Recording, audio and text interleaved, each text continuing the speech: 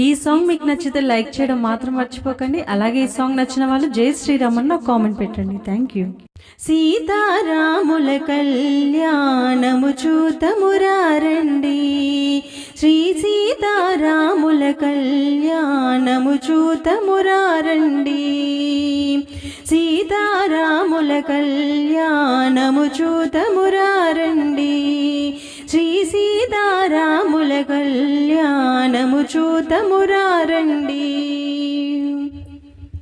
సిరి కళ్యాణపు బొట్టును పెట్టి మణిబాసికమును నుదుటను కట్టి పారాణిని పాదాలకు పెట్టి